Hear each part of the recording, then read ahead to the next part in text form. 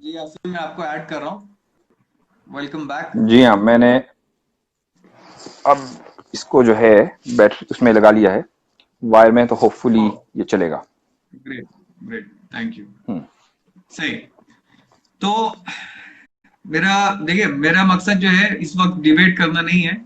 मैंने टाइटल ही रखा है और सीरीज का ही टाइटल रखा है कि अंडरस्टैंडिंग इस्लाम। आप क्या सोचते हैं उसको समझना। मैं उसको समझने के दरमियान जो है कुछ सवाल करूं। But the goal is not to debate. तो दैट्स फाइन। तो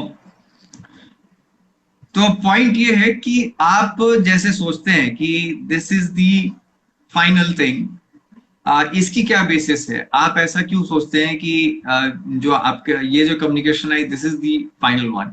जैसे एक बात है, जैसे फॉर एग्जांपल एक एक कॉन्सेप्ट है कुरानिक एब्रोगेशन का, कि कुछ वर्सेस हैं, शायद उसको नासिक एंड मसूद एक उसका जो है केस है। तो वहां पे जैसे आपको पहले जो है कहा गया कि वाइल यूर इंटॉक्सिकेटेड, जब आप नशे में हो उस वक्त आप नमाज ना पढ़ें। फिर बाद में जो है दूसरी आयत आई और उसमें ये कहा गया कि नहीं, शराब बिल्कुल ही मना है। तो मतलब अपनी ही लाइन को उसने कुरान ने कैंसिल कर दिया और उसके जगह पे एक नई लाइन भेज दी। तो पिछली बार जिन भाई साहब से बात हो रही थी जो हाफिज थे, उनका ये कहना कहना था कि इंसान की उस समय जो सोचने की शक्ति थी, उस समय जो कैपेबिलिटी थी, उसके हिसाब से जो है आयतें आई हैं। तो इसीलिए इस तरह का कॉन्सेप्ट है एब्रोगेशन का कि अपनी ही बातों को कुरान बाद में इनवैलिडेट कर सकता है और नई चीजें भेज सकता है। तो उसी तरीके से अगर मैं ये कहूं कि इंसान की उस वक्त आज से 1400 साल पहले जो सोचने की कैपेबिलिटी थी वो इतनी ही थी, इसीलिए उस वक्त ये कहना जरूरी था कि नहीं, ये जो मजहब है ये मुकम्मल हो गया है और ये आखिरी नबी है और ये आखिरी वर्ष है और इसके बाद कुछ भी नहीं हो सकता। बट ऐसा अगर हो कि नहीं, फिर से जो है कोई और आयत आए और फिर वहां पे कहा जाए कि नहीं, अभी उस वक्त तुम्हें समझ में नहीं आता इसलिए मुझे कहना पड़ा तुम्हारे भलाई के लिए, बट अब मैं कह रहा हूँ ये नई आयत है, मैं भेज रहा हूँ, ये नए नॉलेज भेज रहा हूँ। तो इस पे आप क्या कहेंगे? यहाँ आपके इस सवाल में बहुत सारे सवाल हैं, लेकिन मैं शुरुआत यहाँ से करता हूँ। आपने शुरू में एक लफ्ज बोला था, और मैं उस वक्त भी उसका जवाब देना चाह रहा था, लेकिन अच्छा हुआ कि आपने ये सवाल किया, तो मैं जवाब वहां दे सकता हूँ। आपने कहा कि ये जो जादू और आसमानी चीजें हैं, मैं इस पे बिलीव नहीं करता। ठीक है, आपने जादू को आसमानी चीज से मिला दिया, हालांकि जादू का आसमान से कोई ताल्लुक नहीं, जादू का तो जमीन से ताल्लुक है। देखिए, यहाँ शुरुआत यहां से कीजिए कि हमारे पास जो इंफॉर्मेशन आती है उसका सोर्स, हम उसके सोर्स कितने हैं। ठीक है, तो सबसे पहली बात तो यह है कि इस्लाम जो है वो 3 सोर्स ऑफ इंफॉर्मेशन को मानता है, और आम लोग जो इस्लाम में बिलीव नहीं करते, वो 2 सोर्स ऑफ इंफॉर्मेशन को मानते हैं। मैं आपसे पूछता हूं कि आपके नजदीक सोर्स ऑफ इंफॉर्मेशन कितने हैं? Source of information the world खुद ही है, जो दुनिया है वही खुद है मेरे लिए, वही मेरे लिए किताब है। और उसको ही देख के मैं इन्फर करता हूँ कि क्या सही है और क्या गलत है, क्या मुझे क्या चीज तो करना एक चाहिए, क्या सोर्स ऑफ नहीं करना इंफॉर्मेशन है। चाहिए। हम्म। एक सोर्स ऑफ इंफॉर्मेशन है ना? ठीक है, हाँ, एक सोर्स है। और जो है, अगर मुझे कोई किताबों में लिख के बताता है तो मैं उसको वेरीफाई करता हूँ, या फिर उसकी क्या वेरिफिकेशंस है, उसके बेसिस पे मैं अपने फाइंडिंग्स को जो है इंश्योर वेरीफाई करता हूँ कैसे कि करते हैं? कैसे करते हैं वेरीफाई? फिर जो साइंस का कॉन्सेप्ट है उसमें तो एक्सपेरिमेंट्स का कॉन्सेप्ट है। फॉर एग्जांपल, मैं जब 10 क्लास में था तो मैंने जो है gravitation acceleration due to gravity को फाइंड आउट करने के लिए जो एक्सपेरिमेंट्स किए, या फिर सेल को देखने के लिए मैंने ऑनियन के स्लाइसेस जो है माइक्रोस्कोप के नीचे रखे। फिर इसके बाद मैं जैसे 11 12 में गया, उस वक्त मैंने और एक्सपेरिमेंट्स किए। फिर इसके बाद इंजीनियरिंग में था, उस वक्त और एक्सपेरिमेंट्स किए। तो इसको एक्सपेरिमेंट्स इसको और छोटे, मैथमेटिकल इसको एक प्रैक्टिस, लफ्ज में, जो आप कह रहे हैं, इसको एक लफ्ज में रीजनिंग कहते हैं, है ना? Reasoning with experiments. ठीक है, रीजनिंग विद एक्सपेरिमेंट आपका दूसरा सोर्स ऑफ इंफॉर्मेशन है। अब मैं आपको बताता हूं कि आपके पास ये 2 सोर्स ऑफ इंफॉर्मेशन है, हमारे पास 3 है। सबसे पहले इन 2 सोर्स ऑफ इंफॉर्मेशन को देखिए। आपने कहा जो दुनिया मेरे सामने है, ये मेरी ये सोर्स ऑफ इंफॉर्मेशन है। असल में ये सोर्स ऑफ इंफॉर्मेशन नहीं है, बल्कि इसकी इंफॉर्मेशन आप लेते हैं, ये सोर्स नहीं है। उसके बारे में आप जानना चाहते हैं, जिस चीज के बारे में आप जानना चाहें वो सोर्स नहीं होती, सोर्स होती है दूसरी चीज। वो सोर्स क्या है? आप जब दुनिया को देखते हैं तो आपकी आंख सोर्स है। आप जब दुनिया को चखते हैं, अगर वो खाना है, तो आपकी जबान सोर्स है। आप जब टच करते हैं तो आपका जो जो एबिलिटी टच है वो सोर्स ऑफ इंफॉर्मेशन है। ठीक है, सुनने की जो सलाहियत है वो सोर्स ऑफ इंफॉर्मेशन।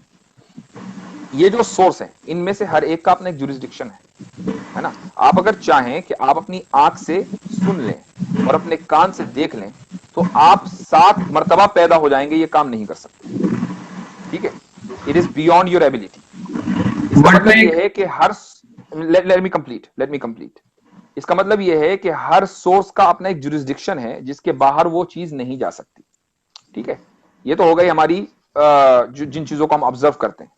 अब आ जाइए आप रीजनिंग विद एक्सपेरिमेंट में। आप एक्सपेरिमेंट किस चीज का करेंगे? उस चीज का ना जो आपके सामने मौजूद है, जिस चीज को आप टच कर सकते हैं, जिस चीज को आप देख सकते हैं, उसी का तो एक्सपेरिमेंट करेंगे।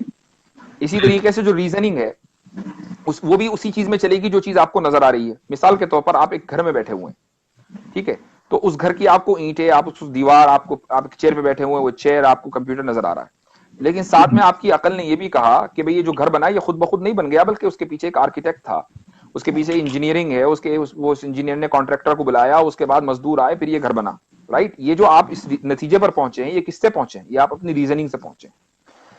इसका लेकिन जिस तरीके से आपके जो 5 सेंसेस हैं उनका एक जुरिस्डिक्शन है, ऐसे ही आपकी अकल का एक जुरिस्डिक्शन है। जिस तरीके से वो अपने जुरिस्डिक्शन से क्रॉस नहीं कर सकते, आपका अकल का भी एक जुरिस्डिक्शन है, आप उससे बाहर नहीं जा सकते। अगर आप बाहर जाएंगे तो आप गलती कर जाएंगे। मिसाल, आप यूनिवर्स में इतना तो जानते हैं कि गैलेक्सीज हैं, ठीक है, लेकिन आप गैलेक्सी तो छोड़िए, अपने सोलर सिस्टम के बारे में भी मुकम्मल इंफॉर्मेशन नहीं रखते, ठीक है। अपने सोलर सिस्टम के बारे में भी मुकम्मल इंफॉर्मेशन सर्टेनिटी के साथ नहीं रखते। आपको सिर्फ थ्योरीज हैं जो गलत भी हो सकती हैं, सही भी हो सकती हैं। क्यों? इसलिए कि अभी आप वहां पहुंचे नहीं हैं, ठीक है। आपका जुरिस्डिक्शन वहां तक एक्सपेंड नहीं हुआ है। बिल्कुल इसी तरीके से जब हम अल्लाह के बारे में बात करते हैं, जब हम दीन के बारे में बात करते हैं, तो अल्लाह वो नहीं है जिसको हम देख रहे हैं। अल्लाह इज अनसीन, और जो अनसीन वर्ल्ड है वो हमारी अकल के जुरिस्डिक्शन से बाहर है।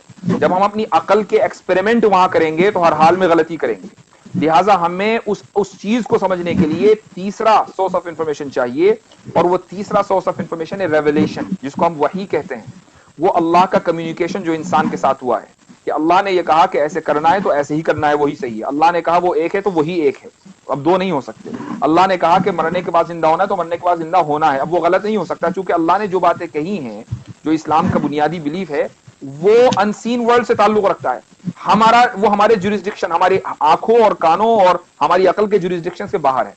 अब जिस तरीके से हम अपनी कान से देख नहीं सकते, तो हम अपनी अकल से ये अंदाजा अगर लगाना चाहें कि अल्लाह एक है कि दो हैं या 5 हैं, तो हम हमेशा गलती करेंगे।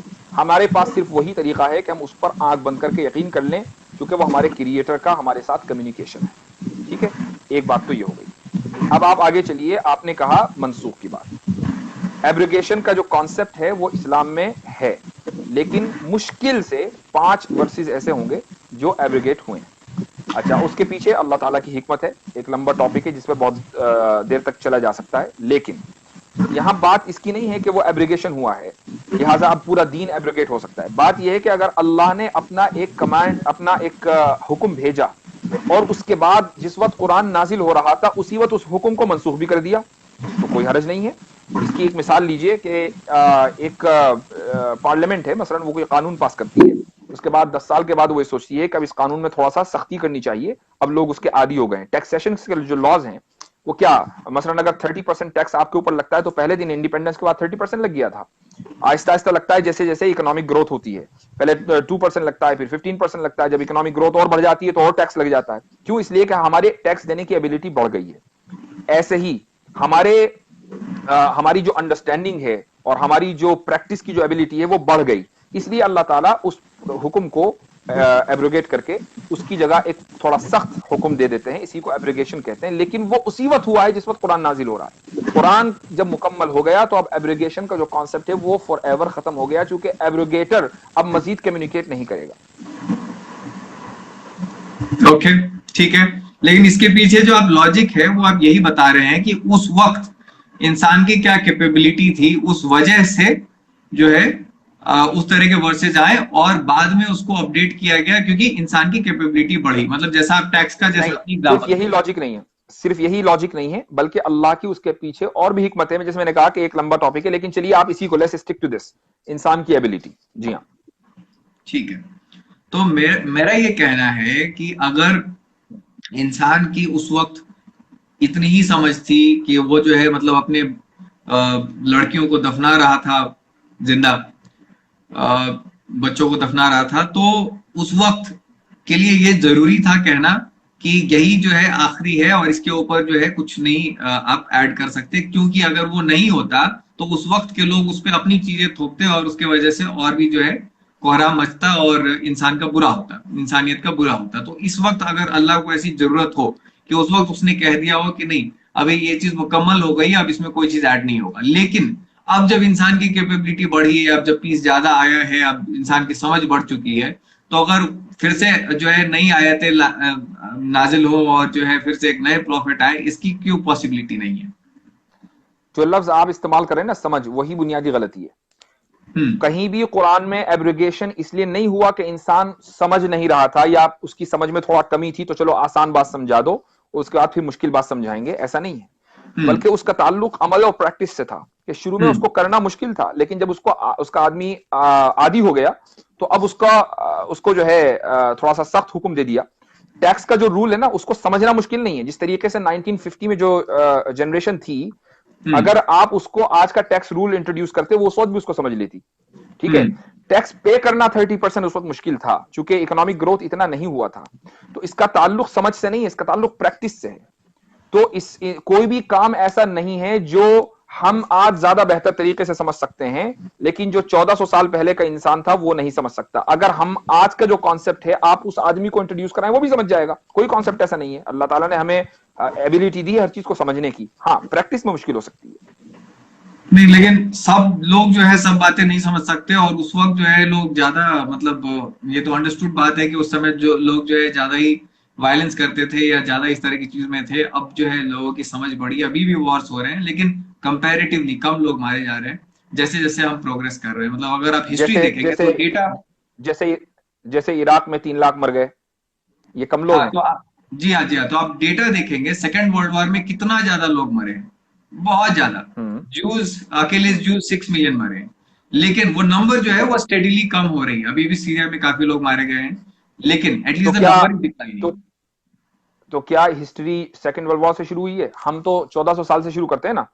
1400 बिल्कुल। साल पहले 1400 साल पहले आप वसल्लम के जमाने में आपको मालूम है कितनी जंगें हुई हैं? नहीं पता, लेकिन बहुत सारी हुई हैं। 30 हुई हैं। हम्म। ठीक है, हम्म। आपको मालूम है डेथ टोल कितना है उसमें? नहीं पता, बताएं आप। 1000। 30 अच्छा। जंगों में 1000 लोग। ठीक है, अच्छा। 1000 में दोनों तरफ के हैं, यानी जो मुस्लिम वॉरियर्स थे वो भी और जो नॉन मुस्लिम वॉरियर्स थे वो भी। हम्म। आपकी इराक वार में अकेले 3 लाख हैं, वो भी ऑफिशियल डेटा है, वरना मिलियन है। ठीक है, अफगानिस्तान का लगा लीजिए, उसके बाद सेकंड वर्ल्ड वॉर लगा लीजिए, फर्स्ट वर्ल्ड वॉर लगा लीजिए, कई मिलियन तो इंसान ने 100 साल में मार दिए। और ठीक है, 4-5 जंगों में मार दिए, वहां 30 जंगों में 1000, और वो भी दोनों तरफ की कैजुअलिटीज। तो आप ये हम्म। कैसे कह सकते हैं कि अब इंसान जो है वो सिविलाइज्ड हो गया? अब वो कम मार रहा है, पहले ज्यादा मारता था।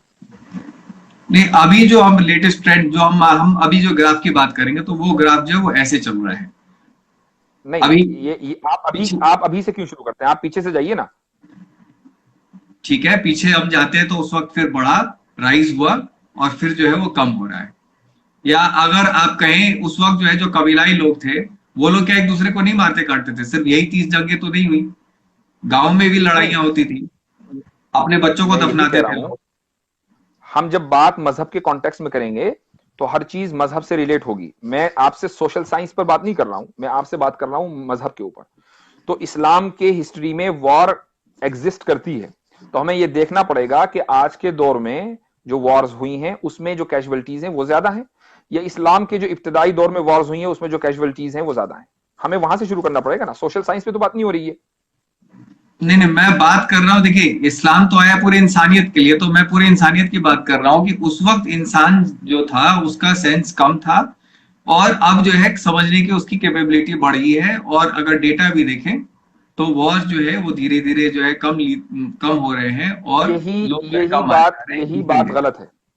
यही बुनियादी गलती है। हम हम्म। ये कहते हैं कि इंसान के समझने की सलाहियत पहले भी उतनी ही थी, और आज भी उतनी ही है। बल्कि मैं ये कहता हूं कि आज तो इस्लाम इंसान को हमारे जो डिवाइसेस है ना, जो टीवी है, जो बहुत सी चीजें हैं, इसने हम लोगों को पैरालाइज्ड कर दिया है। आप ये देखिए कि आप आज से हम जो पहले जनरेशन है, बल्कि पहले जनरेशन ही अभी आ रही है, इंडियन स्टूडेंट्स क्यों ज्यादा अच्छा करते हैं अमेरिकन स्टूडेंट्स के मुकाबले में? इसलिए कि अमेरिकन स्टूडेंट्स को टेक्नोलॉजी ने पैरालाइज कर दिया है कि वो 2+2 को भी सीधे कैलकुलेट नहीं कर सकते। ठीक है, आप मैं अमेरिका में रहता हूं, आप किसी शॉप पे चले जाइए, आप उसको $10 का सामान भी लेंगे ना, और आपने उसको 20 का नोट दे दिया, वो उसको भी कैलकुलेट करके 10 वापस करेगा। ठीक है, ये तो हशर है। और ये सारे वो लोग हैं जो कॉलेज और यूनिवर्सिटी पास आउट हैं, और कहां रहते हैं? अमेरिका में रहते हैं, जिसको हम सुपर पावर कहते हैं। इंडिया में जो गांव में बच्चा पढ़ रहा है, उसकी कैलकुलेशन एबिलिटी इतनी जबरदस्त है कि वो आप उसको हंड्रेड्स ऑफ थाउजेंड का आप जो हिसाब दे दीजिए, वो बगैर कैलकुलेटर के कर देगा। तो इसका मतलब ये कि टेक्नोलॉजी ने हमें फायदा तो दिया है, लेकिन हमारी समझ में इजाफा कर दिया हो, ऐसा नहीं है। ठीक है, उसने हमें पैरालाइज किया। जितना हम डिपेंडेंट होंगे डिवाइसेस में, उतना ही हम अपनी अकल का कम इस्तेमाल करेंगे। जितना हम अकल का कम इस्तेमाल करेंगे, उतना ही हमारे सेंस के अंदर कमी आएगी। इसलिए मैं कह रहा हूं कि जो आज से 1400 साल पहले जो लोग थे, वो हमारी आज की बातें बहुत आसानी के साथ समझ सकते थे। अगर वो आज होते तो वो भी हमारी तरह होते। ये डिवाइसेस उस वक्त नहीं थे, तो आप ये नहीं कह सकते कि अरे इन डिवाइसेस की उनको क्या समझ, चुके नहीं थे। अगर होते तो वो भी समझते। नहीं नहीं, मैं इससे इतलाफ नहीं कर रहा। मैं ये नहीं कह रहा कि वहां के लोग हमारी बात नहीं समझ सकते हैं। मैं ये कह रहा हूं कि एज ए स्टैटिस्टिक्स, कि कितने ज्यादा लोग आज पढ़े लिखे हैं और उस वक्त कितने ज्यादा लोग जो है पढ़े लिखे थे, मैं उस बेसिस पे बात कर रहा हूं। पढ़े लिखे होने का मेयार क्या है? क्या स्टैंडर्ड? मतलब समझदार, जो समझ सकते हैं, चीजों को समझ सकते हैं। वो समय ज्यादा लोग जो है ना समझते। दुनिया में ऐसा कोई स्टैटिस्टिक आज तक आया ही नहीं है कि जो लोगों की समझ को इवेल्युएट करे। हाँ, पढ़ाई लिखाई को तो इवेल्युएट कर सकता है कि भाई फला मुल्क में 99% जो है एजुकेशन रेशियो है, फला मुल्क में इतना है। एजुकेशन का तो स्टैटिस्टिक है, समझ का कोई स्टैटिस्टिक नहीं है, क्योंकि समझ जो है उसका आप सर्वे नहीं करते कि भाई आप कितना समझते हैं। ठीक है, तो अब एजुकेशन का सर्वे वो ले लीजिए स्टैटिस्टिक्स। अमेरिका में जो एजुकेशन का स्टैटिस्टिक है, वो इंडिया से बेहतर है कि नहीं है? बिल्कुल बेहतर है ना। और यहां ज्यादा फूल बसते हैं इंडिया के मुकाबले में। तो अगर एजुकेशन का मतलब इंटेलिजेंस होता, तो फिर अमेरिका में सारे इंटेलिजेंट होते, इंडिया में ज्यादा इंटेलिजेंट ना होते। अमेरिकन कंपनीज को आईटी इंजीनियर्स इंडिया से बुलाने ना पड़ते। वही देखिए, मैं ब्रॉड स्पेक्ट्रम की बात कर रहा हूं। मतलब अभी भी कोई भाई साहब आए तो उन्होंने लाइव पे मुझे बताया कि पाकिस्तान में ऐसे जगह हैं जहां पे लोग जो है बिजली का तार से जो है अपने मवेशी को बांधना पसंद नहीं करते। उन्हें डर रहता है कि जब बिजली कड़केगा तो इन्हें जो है कुछ नुकसान हो सकता है।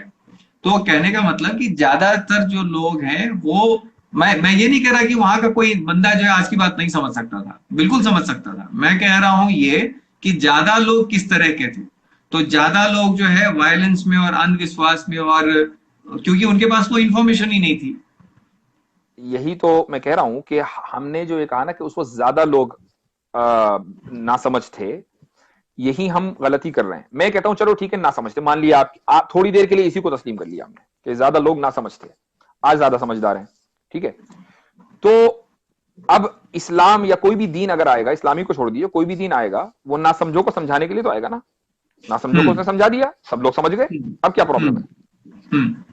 नहीं, वही इसमें मेरा ये कहना था कि उस वक्त जो है, अगर अल्लाह को यह लगा कि इस वक्त जो है इंसान को इतनी ही समझ है और इसलिए मैं इतनी ही चीजें कहूं, और फिर बाद में जब इनकी कैपेबिलिटी बढ़ जाएगी तब मैं जो है इनको और बातें बताऊंगा कि अब और भी नबी आ सकते हैं और भी नॉलेज आ सकती है। हम इस पे क्यों फिक्सेटेड हो जाएं कि नहीं अब यही जो है आखिरी है और इसके बाद कुछ नहीं आ सकता। इसलिए कि इस दुनिया का आखिरी मानते हैं कि नहीं मानते? जब जो जितने भी कॉमन रिलीजन हैं, जितने भी रिलीजन है, सब में एक चीज कॉमन है, वो ये कि इस दुनिया का एक दिन आखिर आना है। तो जब इस दुनिया का आखिर एक दिन आना है, तो जाहिर है कि एक मौका ऐसा भी आएगा कि जब कम्युनिकेशन लास्ट होगा। कम्युनिकेशन हमेशा तो नहीं चल सकता। अगर कम्युनिकेशन हमेशा चलेगा तो दुनिया भी हमेशा चलेगी, और दुनिया का हमेशा चलने का कॉन्सेप्ट किसी भी रिलीजन में नहीं है। हर रिलीजन मानता है कि एक दिन ये दुनिया खत्म हो जाएगी, चाहे आप ना माने। रिलीजन की बात कर रहा हूं मैं। जी, मैं तो एक सेकंड में इसमें ये ऐड कर दूं कि जैसा हिंदुइज्म को मैंने समझा है, हिंदुइज्म में जो कॉन्सेप्ट है वो ये है कि दुनिया खत्म होगी और फिर से शुरू होगी। तो एक साइकिल का कॉन्सेप्ट है वहां पे। वो कॉमन है, उनकी इंटरप्रिटेशन अलग हो सकती है। हम भी ये कहते हैं कि दुनिया खत्म होगी और हम एक दूसरी दुनिया में चले जाएंगे जो कभी खत्म नहीं होगी, ठीक है, हम भी ये कहते हैं। हम इस दूसरी दुनिया में, जिस दुनिया को हम जन्नत या जहन्नम कहते हैं, उस दुनिया में सारी इंसानियत को जाना है। तो ठीक है, फर्क सिर्फ अल्फाज का फर्क हो सकता है, समझाने का फर्क हो सकता है, इंटरप्रिटेशन का फर्क हो सकता है, लेकिन कॉमन आइडिया वही है।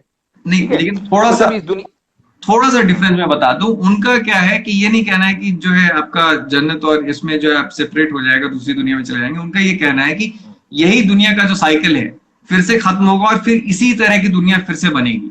उनका ये साइकिल है।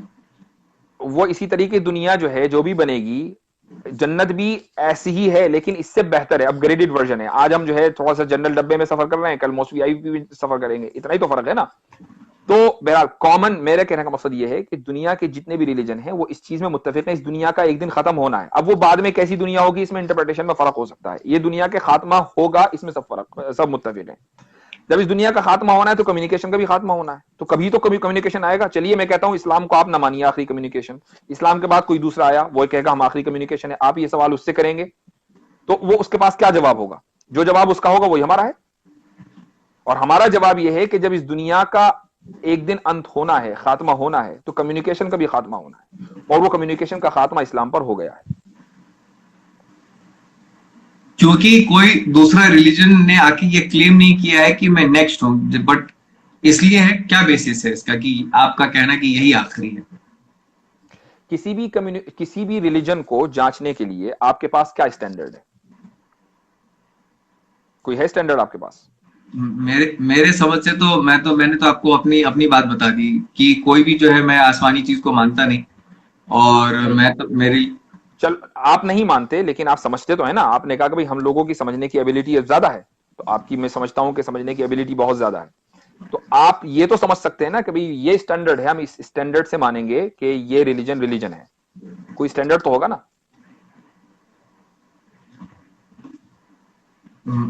स्टैंडर्ड यही है कि एक दूसरे से बेहतर है, बस इतने का ही स्टैंडर्ड है। और ये कोई स्टैंडर्ड नहीं है, क्योंकि ये कोई स्टैंडर्ड नहीं। नहीं, क्योंकि कोई, मेरे समझ से तो कोई अल्लाह है ही नहीं, वो तो कोई रिलीजन भेज ही नहीं सकते। मेरे समझ से तो ये है। मैं आपकी बिलीफ की बात ही नहीं कर रहा हूं, हम्म। मैं आपकी समझ की बात कर रहा हूं कि हम्म। आपकी समझ के एतबार से अगर कोई रिलीजन ये क्लेम करता है कि मैं एक रिलीजन हूं, ठीक है, तो उसका क्या स्टैंडर्ड है? कैसे आप तय करेंगे कि हाँ भाई ये रिलीजन है? कोई तो स्टैंडर्ड होगा ना उसका, या कुछ नहीं है बगैर स्टैंडर्ड के? एक ही पैमाना हो सकता है कि उसको कितना लोग फॉलो कर रहे हैं, उसके अलावा कोई उसका स्टैंडर्ड नहीं है। ये कोई फॉलो नहीं है, ये कोई पैमाना नहीं है। हमारे यहाँ मुल्क में, अमेरिका में, व्हाइट सुप्रीमेसिस्ट को फॉलो करने वाले मिलियंस ऑफ मिलियन लोग हैं। आप उनको अच्छा समझेंगे? नहीं, अच्छे की बात नहीं कर रहा, मैं कह रहा हूं कि ऐसे सिस्टम है। आज मैं तो कह रहा हूं कि सारे गलत हैं। देखिए, स्टैंडर्ड किसी भी रिलीजन का ये होता है कि उस रिलीजन के पास एक प्रॉफिट हो, मैसेंजर हो, और उसका कम्युनिकेशन अल्लाह के साथ, क्रिएटर के साथ हो, और उस कम्युनिकेशन का सबूत हो। जो ये कहे कि भाई मेरा कम्युनिकेशन अल्लाह के साथ है, तो उसका कोई सबूत तो होगा, ठीक है, वो सबूत हम वेरीफाई करेंगे। मिसाल के तौर पर कुरान हमारे पास एक सबूत है कि अल्लाह का इंसान के साथ मोहम्मद सल्लल्लाहु अलैहि वसल्लम के जरिए कम्युनिकेशन हुआ है, ठीक है, उसका सबूत कुरान है। अब आप ये कहें कि भाई इस तरह तो कोई दूसरा मजहब भी दे सकता है, बिल्कुल दे सकता है। उसकी दलील ये होगी कि अगर आप कुरान जैसा दूसरा कुरान बना दें, ठीक है, कुरान के बाद मिलियंस ऑफ मिलियन किताबें लिखी गई हैं, ठीक है, अगर कोई आदमी ये कहे भाई मैंने कुरान जैसा कुरान लिख दिया, इसका मतलब ये है कि ये कुरान जो है ना, ये अल्लाह की तरफ से नहीं आया बल्कि किसी इंसान ने बनाया था, इसीलिए मैं भी उस जैसा इंसान हूं, मेरा आईक्यू लेवल भी उस जैसा या उससे बेहतर हो सकता है, लिहाजा मैंने एक कुरान नामी किताब लिख दी, ठीक है, तब तो हम मान लेंगे कि भाई हो सकता है कि कुरान अल्लाह का कम्युनिकेशन ना हो। लेकिन जब कुरान ने चैलेंज दिया है कि आप इस जैसा पूरी किताब तो क्या एक आयत नहीं लिख सकते, और चैलेंज उन लोगों को दिया जो अरबिक लैंग्वेज में अपनी, ये समझ लीजिए कि अपने राइज पर थे उस जमाने में। अरबिक लैंग्वेज की जो एलोक्वेंसी है वो अपने राइज पर थी उस जमाने में जिस वक्त कुरान नाजिल हुआ। हर एक आदमी जो है हर घर में शायर हुआ करता था अरबी का। उन लोगों को चैलेंज दिया कि एक वर्ष दिखा दो, वो नहीं दिखा सके। आज तक वो चैलेंज बरकरार है, कयामत तक रहेगा। इसका मतलब ये है कि ये जो कम्युनिकेशन है ये दलील है इस बात की कि ये अल्लाह की तरफ से, इसलिए इंसान उसको रिप्लेस नहीं कर सका। कल को आकर अगर कोई आदमी ये कहे कि भाई मुझसे अल्लाह ने कम्युनिकेशन किया है, हम उससे यही सवाल करेंगे कि अगर कम्युनिकेशन किया है तो आप उसकी दलील दीजिए। वो दलील देगा कि भाई ये किताब भेजी अल्लाह ने, हम उसको देखेंगे कि क्या एक इंसान उस जैसी किताब लिख सकता है। अगर लिख सकता है तो वो कम्युनिकेशन फॉल्स है, और अगर नहीं लिख सकता तो वो कम्युनिकेशन ठीक है। ये ठीक है, स्टैंडर्ड तो होता है। आप ठीक है, तो आपका बेसिस जो है बस कुरान के ऊपर है कि चूंकि कुरान जो है आपके हिसाब से इररिफ्यूटेबल है, कोई चीज उसमें आप गलत नहीं प्रूव कर सकते, इसीलिए दैट इज द प्रूफ कि ऑल दिस इज ट्रू।